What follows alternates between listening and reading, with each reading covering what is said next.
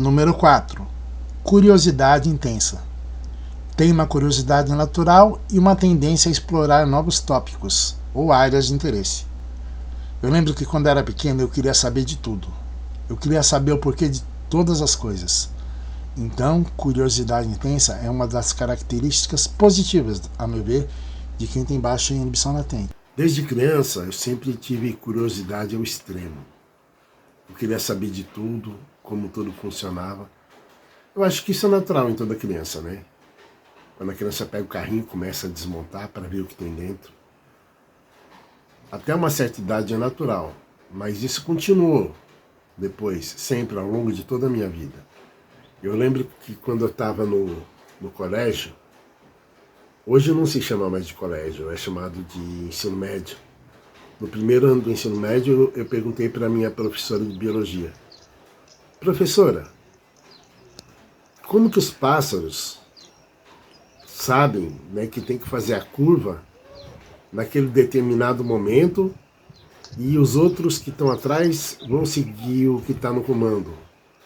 Ela virou para mim e falou: nossa, mas você me faz cada pergunta. Por quê? Porque eu morava numa região que tinha muito pato selvagem. Então, desde a adolescência, eu ficava observando os patos. Aí, quando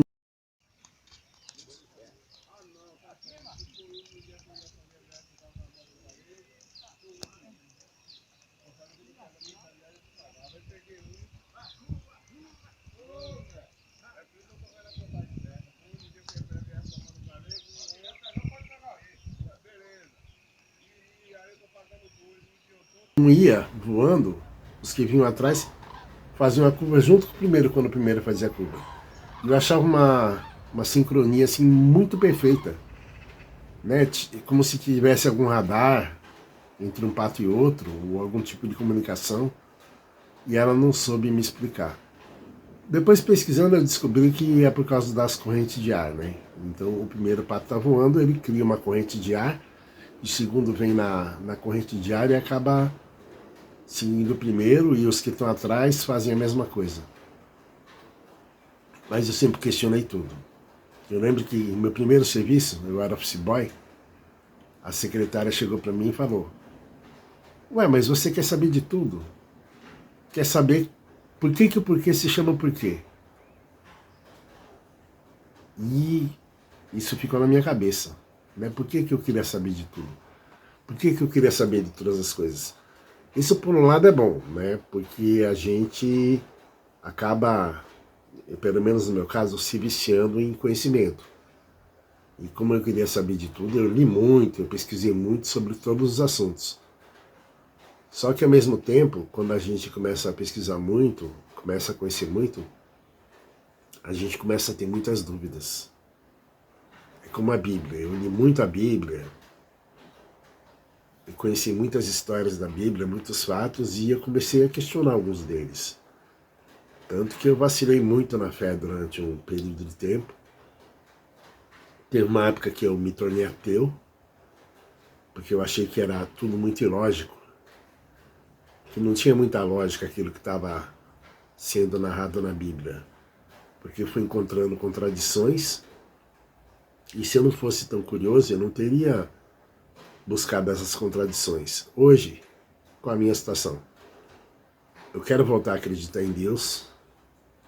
No fundo, eu acredito que existe um Deus, talvez não esse Deus que as pessoas acreditam, o Deus da Bíblia, como ela narra, mas tem que existir alguém que criou isso tudo. Porque é impossível que tudo isso seja obra do acaso. É tudo muito perfeito, muito coordenado.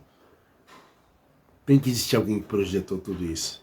Então eu não consigo acreditar que simplesmente o acaso foi capaz de gerar tudo isso que a gente conhece hoje.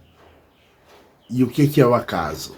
O acaso seria eu pegar, subir num avião, jogar um monte de tijolos, areia, cimento, água, e quando cair isso aqui na Terra, ia aparecer uma casa totalmente construída. É muito mais fácil acontecer isso do que acontecer a vida no nosso planeta. Então, eu não consigo acreditar que foi tudo por acaso. Tem que ter um início, Tem que ter tido alguém que projetou tudo isso, porque o acaso não ia fazer acontecer tudo isso que nós vivenciamos hoje, que nós observamos. A natureza é muito perfeita. São muitas possibilidades, são muitas espécies diferentes. E todas vivem em concordância uma com a outra. O próprio ecossistema do planeta, ele é muito perfeito. Chove onde tem que chover e não chove onde não tem que chover. Até as temperaturas, elas são aquilo que elas deveriam ser. Então não é muita coincidência que tudo isso tenha acontecido pelo acaso. E não seria um só acaso, seria uma sequência de acasos. Mas eu sou muito curioso mesmo. Eu quero saber de tudo. Eu quero saber o porquê de todas as coisas. E eu fico me questionando também em relação às pessoas, por que elas agem de uma determinada forma ou de uma outra forma. Isso gera uma certa confusão na minha mente. Eu não queria ser assim, sinceramente. Eu queria ser igual a todo mundo. Eu queria pensar igual a todas as outras pessoas. Eu não queria ter tantos questionamentos. Porque todos esses meus questionamentos só me levaram a muitas dúvidas. E hoje eu sou uma pessoa afundada em dúvidas. E eu passei a não ter certeza de nada. Eu tenho conhecimento de muitas coisas, mas eu tenho muito poucas certezas. Eu acho que tudo pode ser tudo, qualquer pessoa é capaz de fazer qualquer coisa, e nada me surpreende muito. Isso, de certa forma, não é legal. Eu não sei se vocês me entendem. E se você passa por essa mesma situação e gostaria de comentar, diz aí pra mim o que é que você acha. Se é bom ser curioso ou não.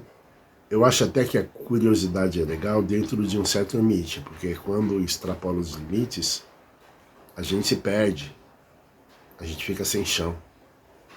A gente não sabe para onde está indo, nem o que está fazendo e nem qual é o limite que a gente deve chegar. Então a gente é capaz de tudo para poder descobrir aquilo que a gente quer descobrir, para poder conhecer aquilo que a gente quer conhecer. E tudo é um aprendizado novo. Na realidade, a vida é uma incógnita. E até hoje eu me pergunto de onde eu vim, para onde eu vou, por que é que eu estou aqui, qual é a razão da minha existência. Eu acho que eu nunca vou encontrar essas respostas. Será que um dia eu vou chegar a alguma conclusão? Eu até acredito que não. Acredito que eu não vou chegar a conclusão nenhuma. Eu não sou uma pessoa muito extrovertida, eu tenho dificuldade de falar com a câmera. Estou tentando me adaptar. E a finalidade desse canal foi agregar pessoas que são parecidas comigo, que pensam mais ou menos como eu, que possam ou não ter também baixa inibição latente. Eu acho que a gente está aqui para conhecer um ao outro, para a gente descobrir juntos as coisas que a gente questiona, aquilo que a gente quer descobrir, e muitas vezes a gente não encontra respostas, a gente não encontra pessoas que pensam semelhantes. Talvez no futuro eu crie um grupo de WhatsApp para poder agrupar todos vocês juntamente comigo, para que nós possamos trocar experiências, trocar ideias, porque baixa inibição latente é uma coisa nova ainda, até mesmo entre os psicólogos. Até a minha própria terapeuta, ela não sabia o que significava. Então existe muito pouca coisa a respeito, muito pouco conhecimento, e é isso que eu estou tentando trazer aqui nesses vídeos. Nós vamos buscar juntos as respostas. Eu acho que se a gente ajudar uns aos outros, vai ser benéfico para todos nós. Então, gente, até o próximo vídeo.